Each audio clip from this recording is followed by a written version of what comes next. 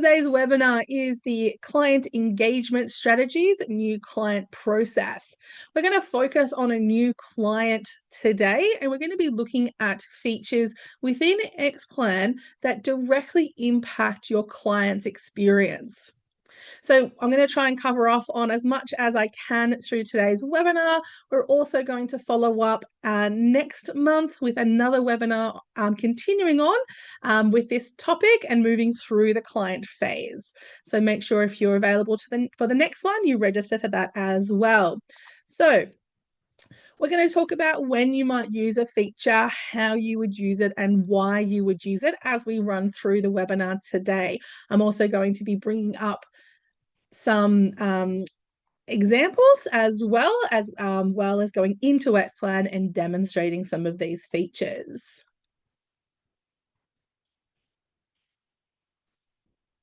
So the first thing I want to touch on is website and branding. As a business, it's important that you create a brand.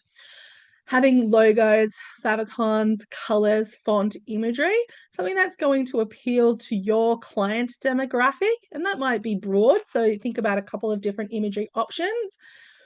Make sure that your website matches back to your branding, and that has absolutely nothing to do with Xplan whatsoever. However, what we do know is that clients will Google you and will check for a website presence. So it is important to have one and to have your website to kind of give the clients an indication of what they're going to experience when they're a client of yours.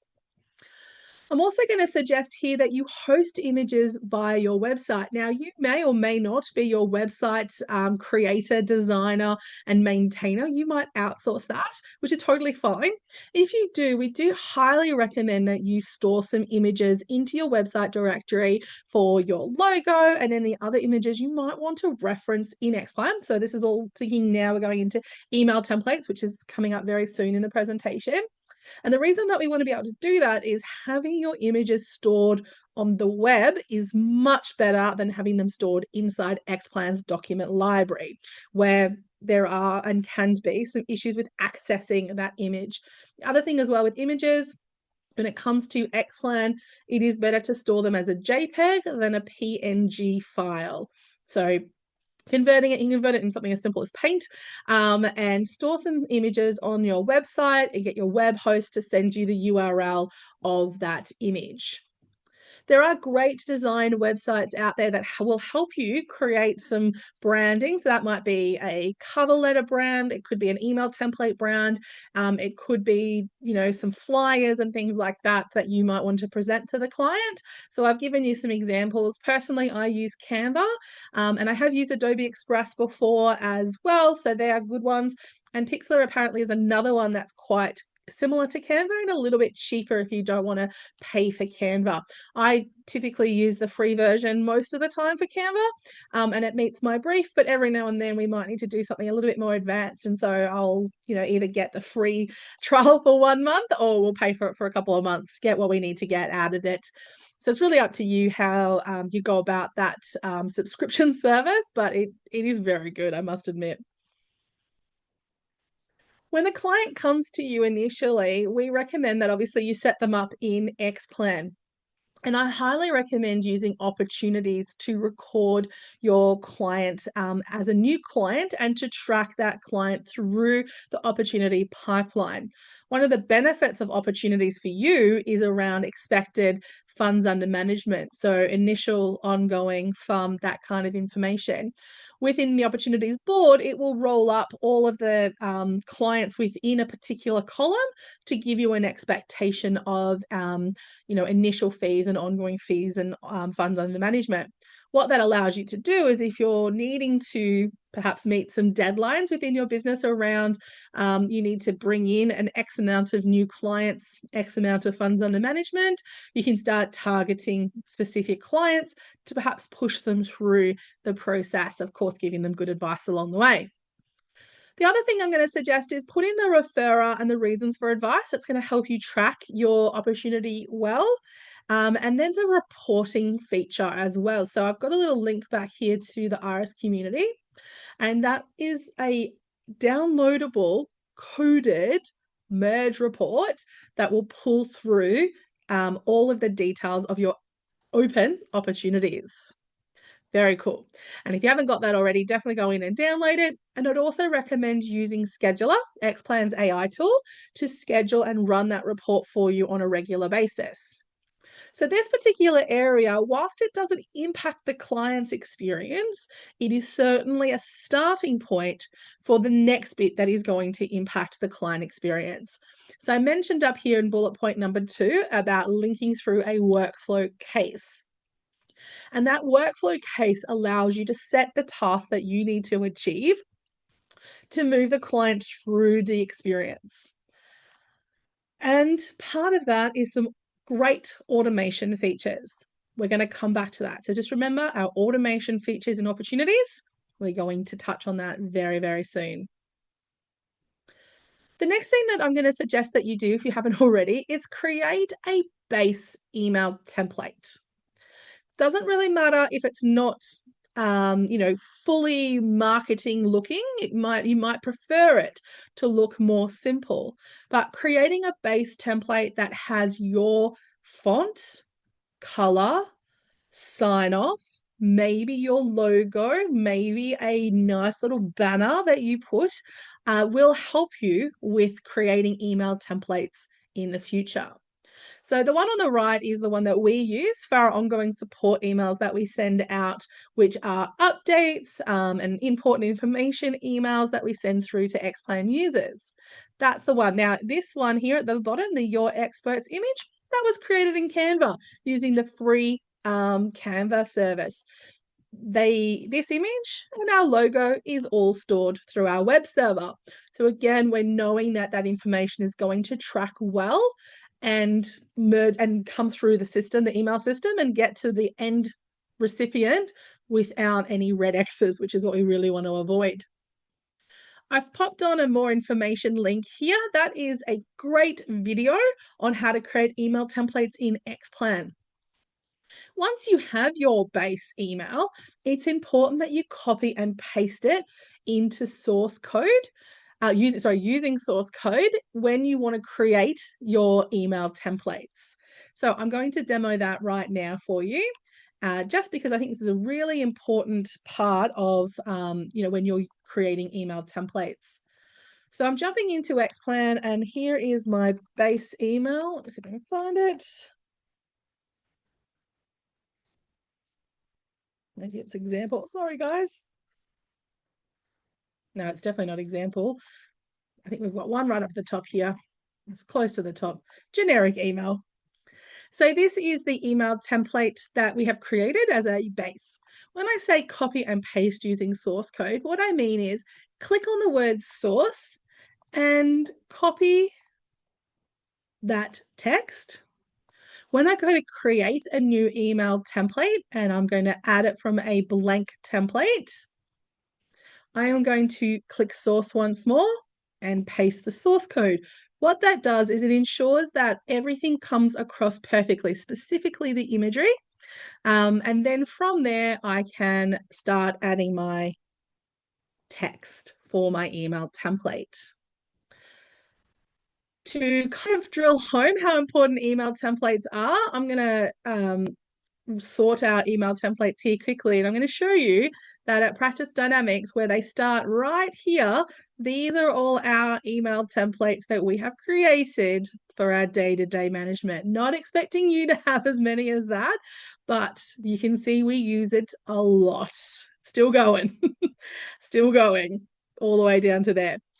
Now, some of these are one-off email templates that we're creating to send out in bulk, but a lot of them are regular use email templates. And so we kind of identify them in order. So when we are going through a client portal setup with someone, we have them linked under the client portal category. When we're onboarding a new group, or converting a new group, we have a conversion set. And then we do definitely have an onboarding set as well. So labeling your email templates for like new client, implementation, review, ad hoc, frequently asked questions, whatever those little headings are, it is important to help you if you do kind of set your description and group them based on the type of client. However, you will probably likely link a lot of those to your workflow so they happen automatically. And certainly the client portal, the conversion, and the onboarding are all linked to our cases, so they will come through automatically. When you have created your email base template, we do recommend that you create a clean and neat layout, something that the client's going to receive quite nicely. Think about the way that it's going to be used externally to your client, maybe to their referral source, maybe to your other supplier network. So think about the way that it's going to be received. And then we recommend that you test. Gmail, Hotmail, and Outlook are three really good testing email systems. And in fact, many of you will probably likely be using Outlook in your office. Gmail and Hotmail are definitely free email servers. So if you don't have a Hotmail or a Gmail, just go and create yourself one for testing purposes. The reason why these three are great for testing is they all use a different receiver email system. So I'm probably going to get this wrong, but Outlook uses HTML5-ish. Gmail, I'm pretty sure, is like an IMAP service, and Hotmail uses, I want to say SMTP, but it could be something completely different. So, but they do receive information differently. And in fact, a feature that you might have that will work on Gmail may not work in Outlook because Outlook doesn't always support every single way of creating an email template.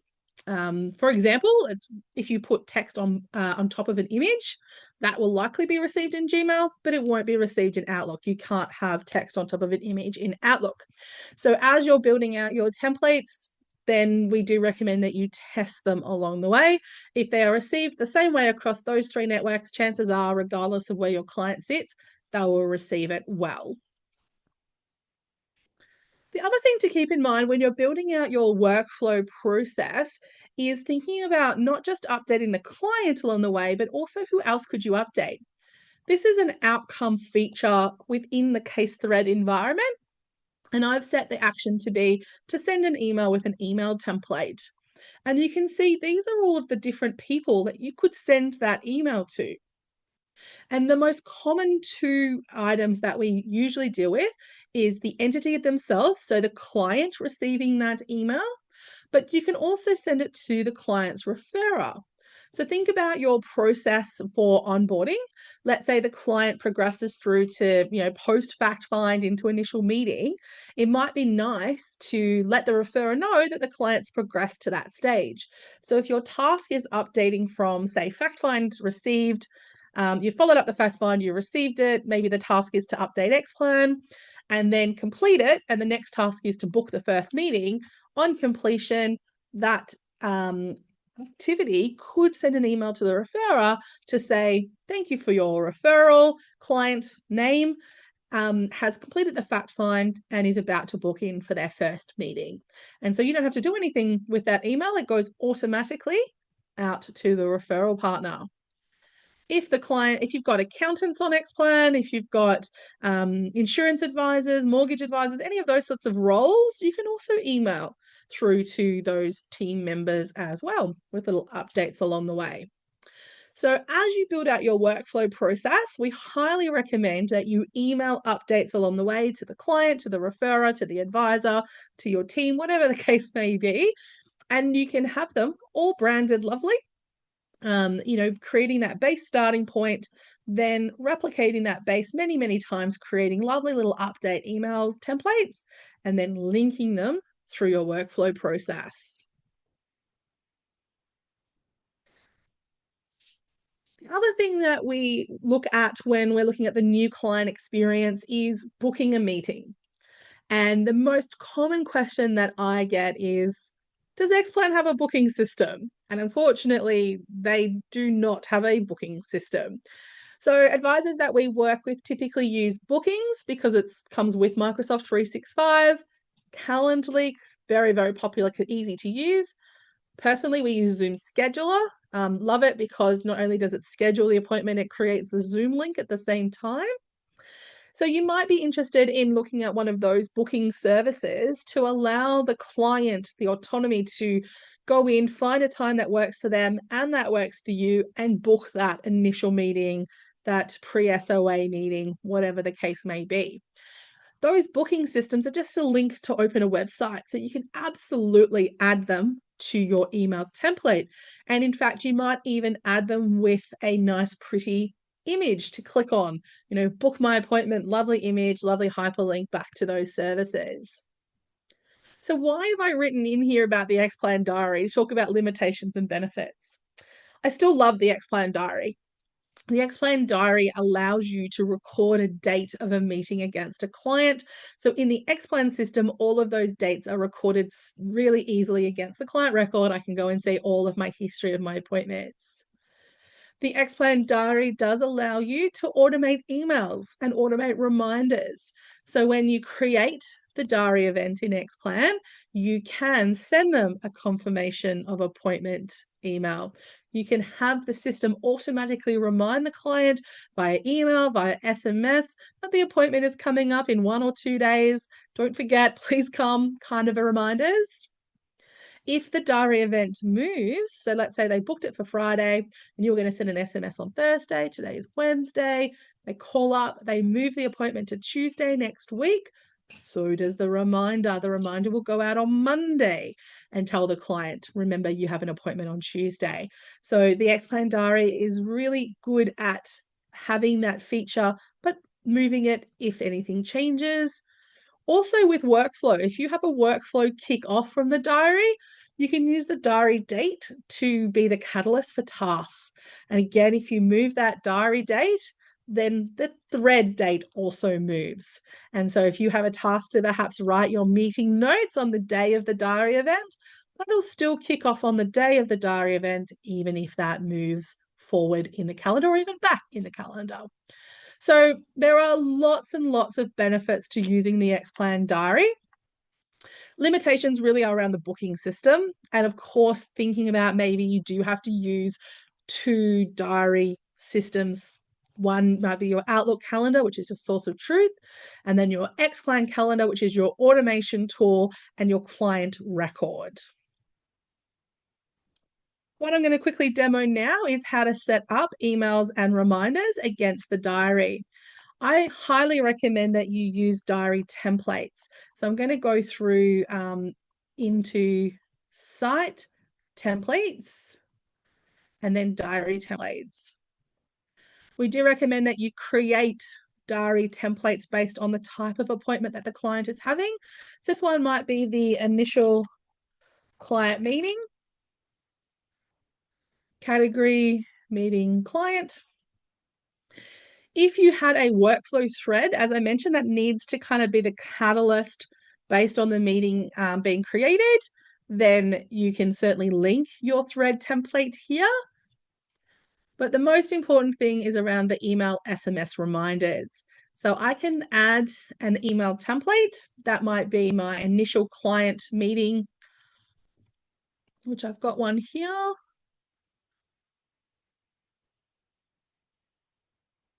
My initial appointment. And it's a lovely little email template, confirmation of your appointment. It's going to put the date of the appointment, the advisor's name, to go into client portal and complete a fact find, what they need to bring to the appointment, where the appointment is a lovely Google map from their home to our office or from their office to our office, who to contact if they have any questions, and sign off by the advisor. It's a great little email template using diary event information. The time to send here is that when the event is created. So on creation, automatically send out this email template. I'm going to do a second email template. So I'm going to add another one. And this time I'm going to do an SMS reminder. And the problem with this one is I've got to try and find it. SMS test, that'll do. I'm sure it'll be a short message. Nope. There's my SMS reminder. What I would do with my SMS reminder is I would select the time to send so many days before the event time. So typically 1 or 2 days is quite common. And then I'm going to say send it as an SMS only. So what that will do is it will actually find the client, find their SMS preferred email address and send this SMS template to the client 2 days before the event. And so I will go ahead and save that. And there are my two templates saved against this diary event. So when I activate this diary event within the diary, I'm going to have my thread kick off, and the client is going to receive that lovely confirmation of appointment email template, and they will also receive that reminder SMS before the event. So giving your client a really lovely, smooth experience. That is why I do recommend using the Xplan Diary. Even though it has its limitations, I do believe that it has some great features as well, these ones in particular. The next area I'm going to talk about, you can't talk about new clients if you don't talk about Client Portal. Client Portal is a great feature for your client when you first meet with them. In particular, you could set them off to do a mini fact find, a nice little vetting session where they don't have to fill in a lot of information. Maybe you're looking for their income, their current housing status, their current loans, how much money they have in super, those kinds of things. There is a full fact find version where you can capture the full gamut of client data. And Xplan also has a risk profile questionnaire. Now, these fact finds are very much dependent on your own site and the fact finds that you have worked with the Client Portal team to create. Now, the Client Portal team may not like you to know this, but you can have as many fact finds as you like. The only caveat there is they do sometimes take a little bit of time for the Client Portal team to create them for you. And so if you've got, say, 20, you're probably looking at a fair amount of time. 3 or 4 is probably pretty average, and you're going to get them within within a timely fashion. So I've got my client here set up on Xplan. They have a client portal page, and I'm just going to zoom in a little bit. And down here on the client portal access page is the fact find type. So depending on which site you're in, what options you have here. For this particular site, we have the full fact find, the prospect fact find, which is our mini version, and our risk profile questionnaire. So those 3 fact finds are great options to use when thinking about getting that information from your client. The other thing that you can do is add soft questions to your questionnaire. This allows you to draw out more information about your client, and those soft questions can be different per fact find type. So I'm going to go into Client Portal now, if this lets me. There we go. And I'm going to pop on the prospective file note, fact find. I'm going to jump into Client Portal.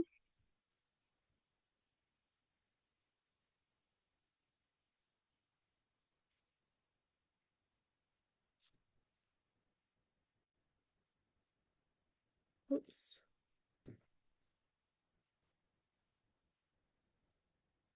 And get my passcode.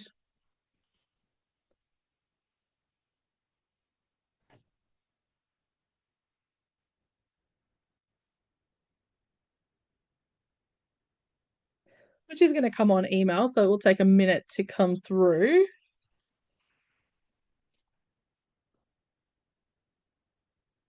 Double checking to make sure that the preferred email hasn't changed recently. Yeah, that should be fine. It should come through very, very soon.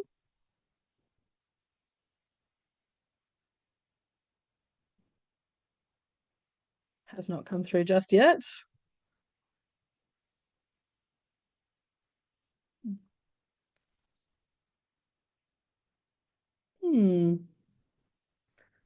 Okay, sorry guys, but if those of you that haven't seen Client Access before, we're going to get a crash course in updating two-factor authentication, just in case it has been set up for SMS. All right.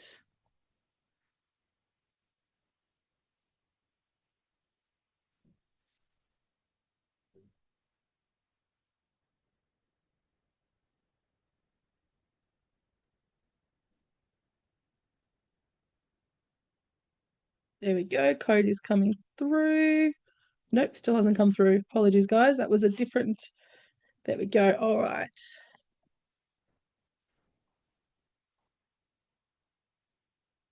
Okay, now we wait for the second code. Always with two-factor authentication, the codes need to be entered twice for the initial one, but looks like that is all resolved for us. Okay, back to our more programming. Okay, so now that I've requested a fact find, it's got a little pop-up for me to say, let's do the fact find. So I'll say, let's get started. It's loading the sections. It takes a bit of time the very first time the client loads in, and we can get started. So for this mini fact find, it's only asking about their personal details, their employment, and they've got some pre-meeting questionnaires. So the personal details about the client, again, this is an example client that already exists on Xplan, so most of that data is completed. So we're going to go in and make sure that we put something in. We might add additional information, employment details, continue. We can review, edit, save, etc. Add additional data if we wanted to. But I want to show you the pre-meeting questionnaires. So you can have different types of questions. These are completely up to you what you ask of the client. This particular question is a single choice option. How do you feel about your financial well-being? So they can select one option from the list of available options. The next question is another single option. This one is a multiple choice, so they can pick as many options as they like. That one looks quite nice. Nope, that one's a all or nothing. And then, do you have anything else you'd like to know? Yes, with an additional comments area. That's it. Submit the fact find. So the fact find is being submitted right now. The advisor is being told, hey, the client's completed their fact find. So the information's being passed back to the advisor. Xplan's now updated. And one of the things I want to show you under file notes is that for the soft questions, there is the fact find completed file note that's come in. Nope, that's the task, that's the message. Let's wait for the file note to be created.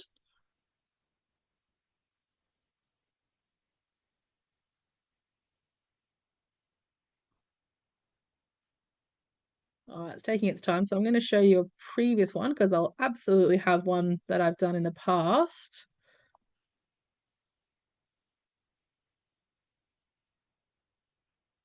I don't think it's this one either. Nope.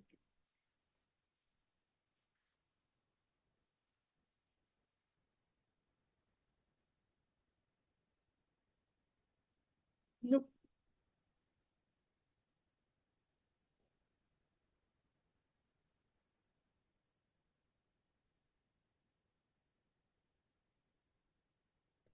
All right, it's taking us a moment to show you, but I do want to share the fact find. That's just a shame this client has so many file notes.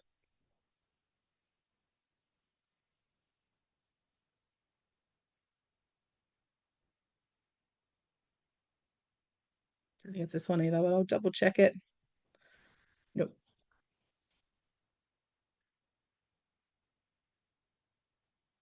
Right, I'm not going to spend too much time on it. Just trust me. We'll come back at the end, time permitting, and we'll see if we can find that file note. It might have been created by then.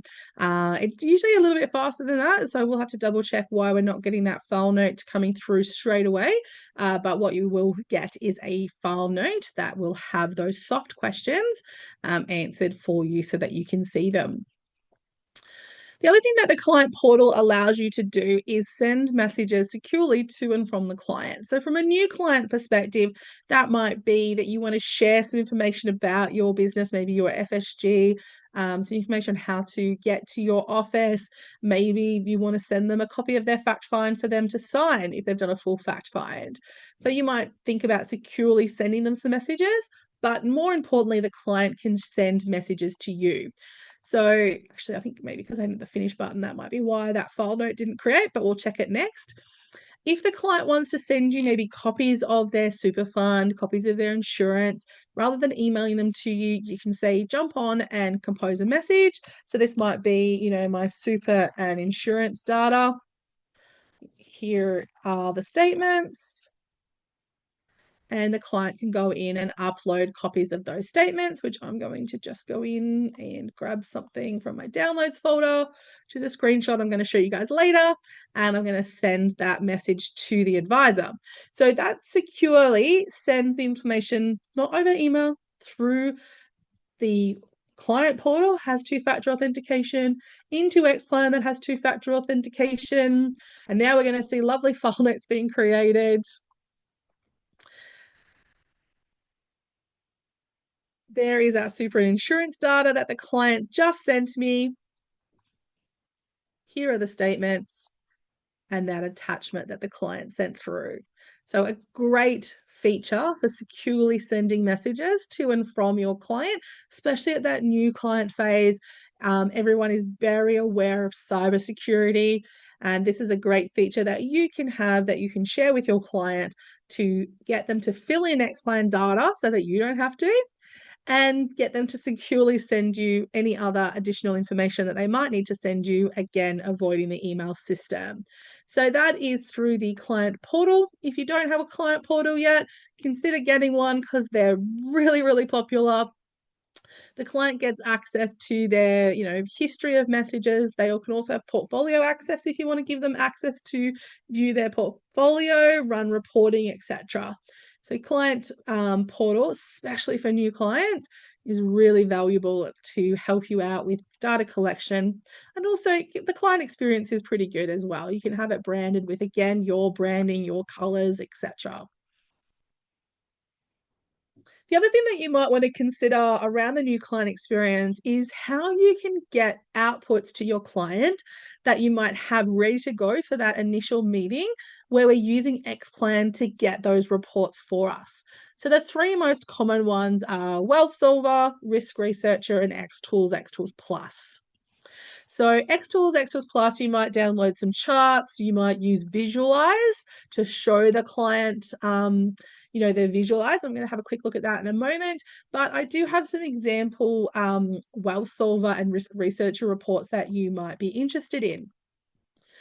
They do depend on your modules. So you need to have Wealth Solver in order to do the Wealth Solver one.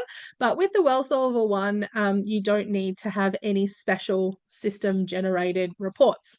So here is an example of going into Wealth Solver and loading up perhaps their existing super fund. They've got 50,000 in HESTA. Maybe you might be looking at something like MLC as a proposed fund, or maybe you just have more than one fund and you want to do a quick compare. The next thing that you can do once you've done that quick compare in Wealth Solver is to generate the quick compare report. And the quick compare report has the ability for you to pick and choose what comes through. But this essentially is what it looks like. I'm just going to zoom in so we can see it nicer. So we've got the HESTA down the left, MLC on the right. We've got in all of the features, all of the costs. This one's I've actually picked everything so you can see everything, but you may not select everything when you do it.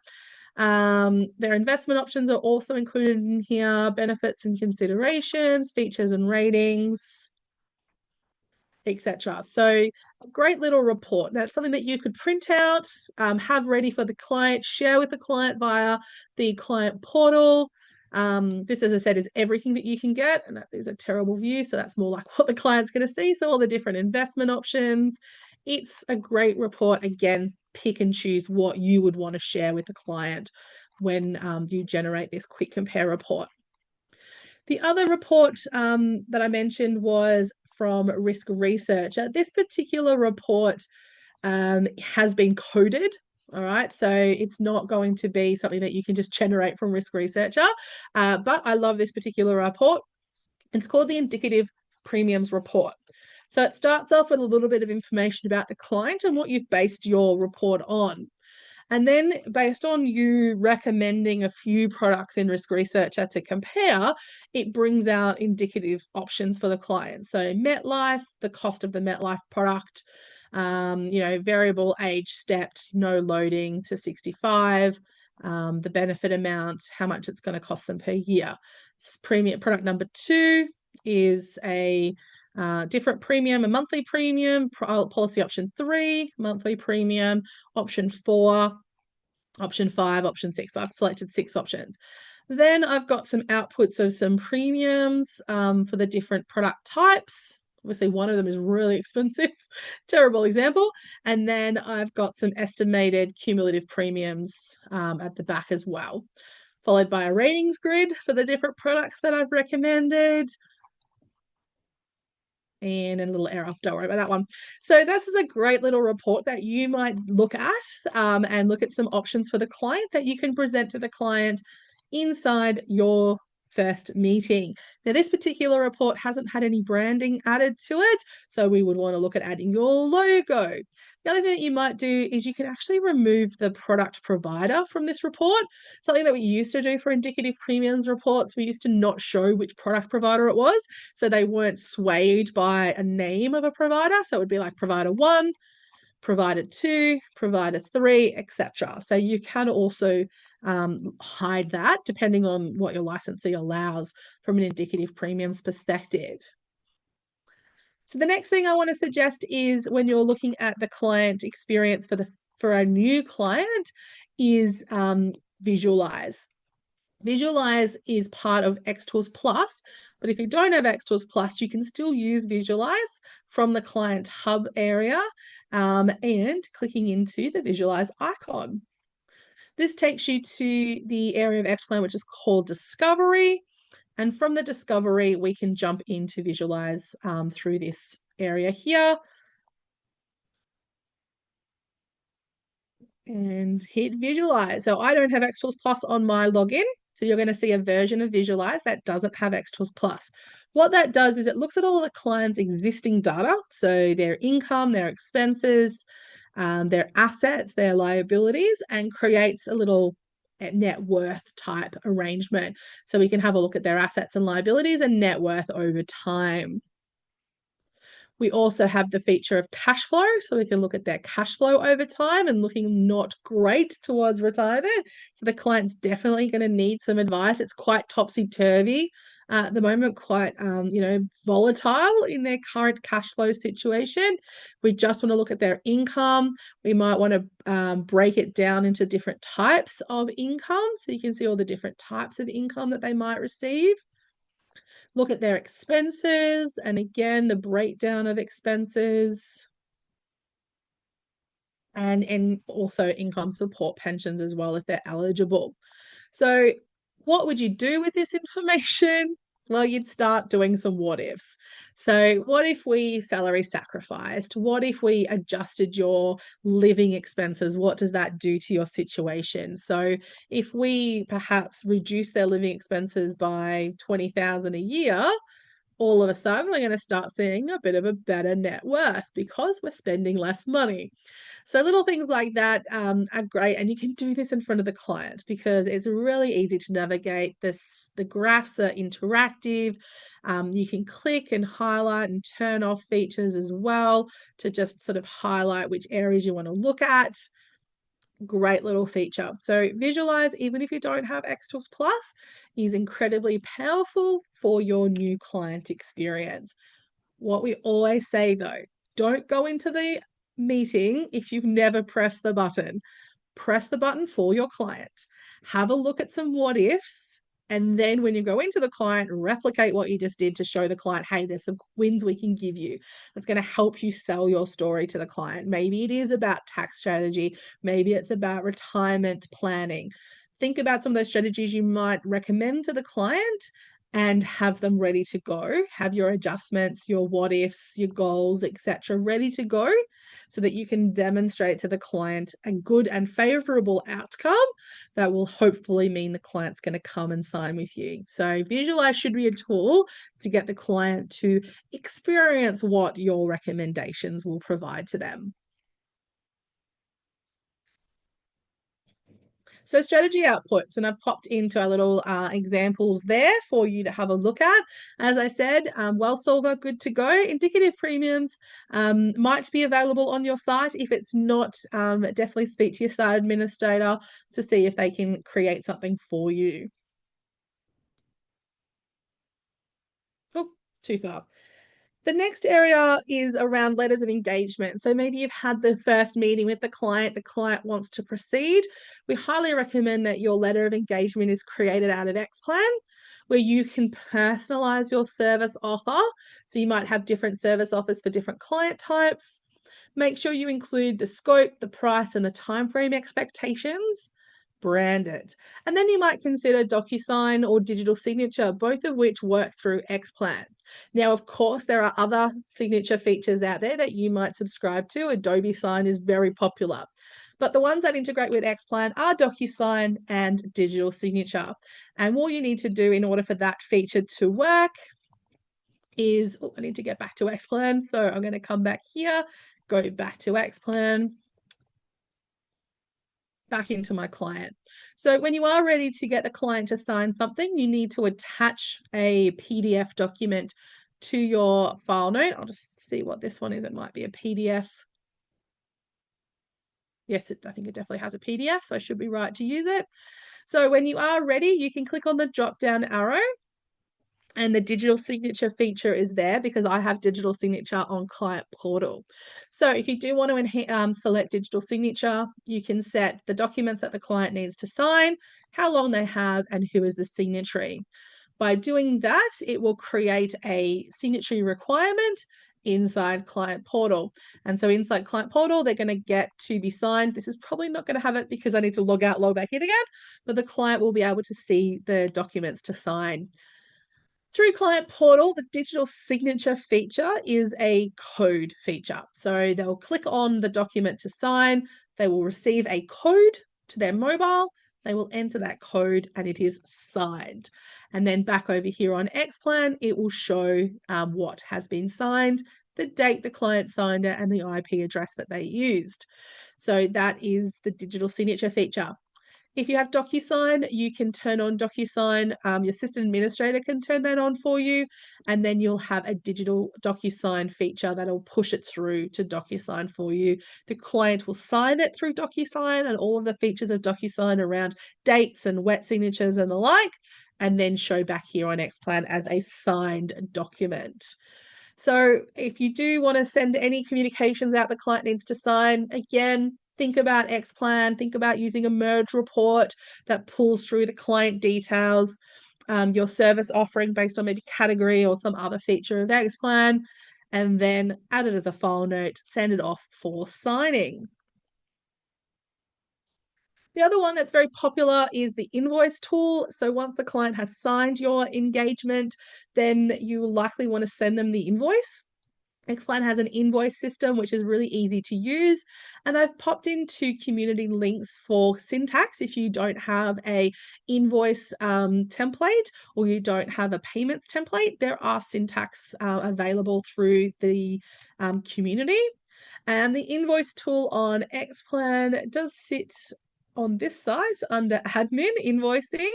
Really easy to use the invoicing tool. What I would suggest though, when you are adding an invoice, is you do need to create invoice products. And again, this is something your system administrator will do.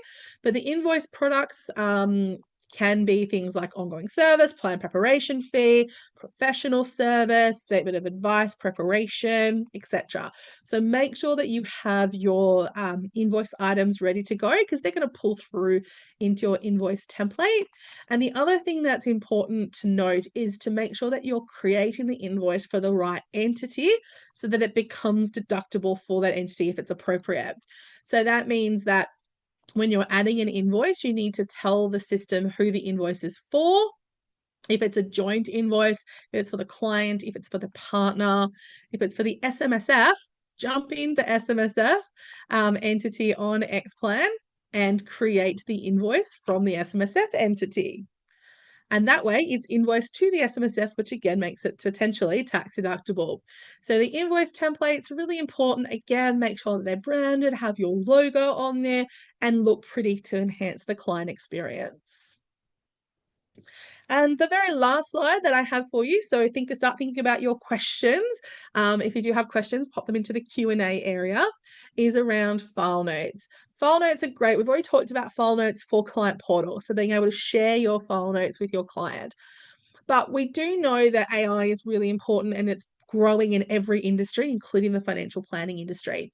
And most AI tools, including the muchly anticipated Xplan AI File Notes tool, which is on track for its release in the second half of the year, will require recorded meeting transcripts. So whether you're using Teams or Zoom or Skype, whether if the client's coming into the meeting room, make sure you have the technology to record your meetings. You're going to need that recorded transcript to use any AI tool.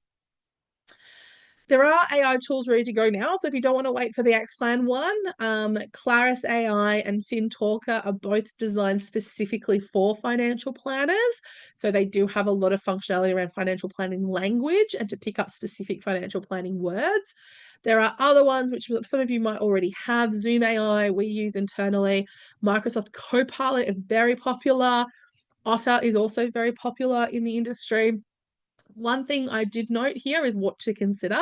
So when you are looking at AI tools, things that you need to consider are what does it do with personal information? Where does that information end up? So you do want to try and find a tool that redacts the client's name, perhaps, when it sends it off to the AI tool and then puts the name back in when it comes back. So that's important. I know a lot of these systems do have that feature, but it's always worth checking. Look at how easy it is to process your recorded message, how accurate that file note becomes. Can you then personalize that file note? And does it integrate with any of your other systems? So I know a lot of these are talking with Xplan around integration, but of course Xplan's building its own tool. So my guess is its priority is to get the AI tool that it's been working on up and running before it introduces technology to integrate some of the other ones. We've used some of these to test them, to vet them, and to give you a good example. Both of these two are great. I have a personal preference on Claris just for visibility. Also, the way that it works, the functionality of it, the design of it, personal. But of course, it's not about me. So if you are interested in one of these AI tools, definitely go out, get yourself a test license where possible. Speak to the team. I know most of these people or businesses do offer either a free trial or a personalized demo session. So take advantage of that. And that takes us to the end of the new client engagement strategy. So how to use Xplan to enhance your client experience. So hopefully it's given you some ideas today around things that you can do now in Xplan that is going to shape the way that the client experience feels for your client. We only touched really lightly on the cases and the workflow, and in particular around email templates. Please don't underestimate how important that process is in the new client world. By having a documented process, having it built into Xplan really does ensure that your client process is followed, that clients aren't left behind and you don't remember to communicate to them properly, that you are sending them the right message at the right time, and you're giving the client experience that you want to give them. So what is the happy path for the client, and how do you build that happy path into Xplan to make sure that everyone's doing their job and the client is kept well informed, but it also matches back to your branding and automated to help you with making sure that you're not inundated with work for the client, but it is actually letting you do some of that work automatically. Now, we do have a little bit of time left over, so if you have some questions, please pop it into the Q&A now so I can answer those questions.